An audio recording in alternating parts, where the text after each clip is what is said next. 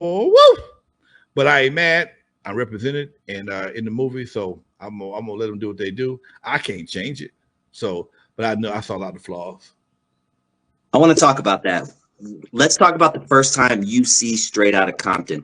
Obviously, you're going in it with a different ear, a different eye than the average viewer who knows nothing, most likely, about what's going on or what went on behind the scenes. But talk to us about when you originally saw Straight Outta Compton for the first time. Where were you mentally? Did you have any pre-notes, whatever I'm trying to say, the word I'm trying to say, going in to watching the movie? Talk to me about that time. I I was at the premiere, and me and my buddy was kicking it, and we sitting up there watching the movie, and my character shows up on the stage. Now I saw part of the recording of the movie as they were making it, so I was familiar with how my character looked. I wasn't totally familiar with his character overall. I heard him, talk crazy to Dre in that little mirror scene, but I didn't really know his whole demeanor. And to be played as a hater, like, why I got to be the hater? Okay, why am I the hater? And they never talked about Wrecking Crew. They never talked about Wrecking Crew in the movie. They never said Wrecking Crew in the movie. They never said I was a part of the group. All they said was Lonzo got me wearing these marching jackets. Okay, and they showed a picture of the jacket, and Yella had on one, Dre had on one, and Eazy clowned him. Okay, I'm the promoter, but they ain't put me in no jacket. I'm just doing Lonzo shit, combing my Jerry curl, giving Dre a hard time because he played this record in my club in my movie, and I was excited to see myself portrayed because a lot of people don't get that privilege, man. I was excited to one extent, and I was disappointed in another because they clown me a little bit, okay, and they made me out to be the bad guy. They're looking out. Rashard Cobb, much love, brother. Much love, Doc. Thank you very much. I wasn't mad. Don't get me wrong. I mean, Rad 7. My bad, Rad 7. Rad 7. I wasn't mad. I was happy because I knew my life was going to change. But I knew I was going to answer some questions, and I'm still asking questions right to this fucking day. Okay, and for the most part, it's cool because I've had a chance to in the past 10 years. Think about it. That movie's 10 years old, man. In the last 10 years, I still use that movie as a reference. And people did. Right before I had this podcast, I was talking to a cat who I know through business, and we were talking. He said, "Man, I saw you on this documentary called Welcome to Death Row." I said, "Oh yeah." He said, "You don't know who I am, do you?" He said, "You Lonzo." I said, "Have you ever seen the movie Straight Outta Compton?" He said, "I watched it last night." I said, "The club owner giving Dre a hard time by playing." That's you. That's you. I said, "Yeah, dude." He's playing me in the fucking movie. So I'm still 10 years later. People have not connecting my role in this game, and that's one of my missions. Before I check up out of here, is to make sure everybody know what the fuck I did. Anyway, let's take a trip to the East Coast, Lonzo.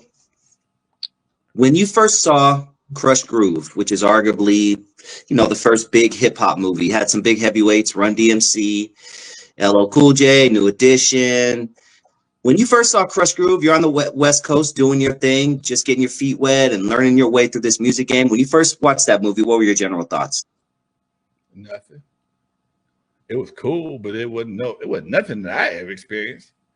I ain't never had no building that had to be saved by some white people or gonna be demolished because or to go out to state. Krush Groove.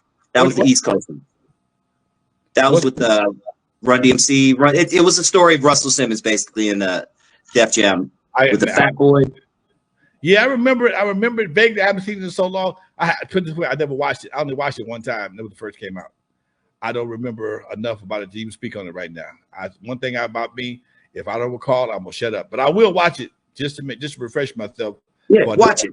Watch it sometime. I think it's a well put together movie. It even holds up, 40 years later. But what was the worst hip hop based movie you think you've seen? I think the worst hip hop thing I saw was the shit that Nas did. Belly. No. It was a series they had on Netflix. They were singing and dancing. It was like they turned hip hop into like a let's call that shit East Side Story. They was doing that. You know, it was really it. Some people loved it, but I didn't like it at all. Oh damn! Y'all help me out. I'm looking it up right now. It was a series on Netflix or one of them streaming channels, produced by Nas, and it was a musical. That it was like, huh? Is it Watch Rapture? Oh, Rapture? Or The Get Down. The Get Down? The Get Down. Okay, there we go. Yeah, that was, I was like, huh? Why you thought that was a good idea? And anybody, I mean, some people may have liked it, but it ain't never hit nobody's popularity contest, as far as I can know, as far as I know. I don't recall. I didn't even know that existed. It says it lasted one season only. Yeah, so it must have not been that good. It was not a good documentary. It was not a good portrayal of what hip hop was like anywhere. You know, it was some musical shit. You know, hip hop was gritty, man.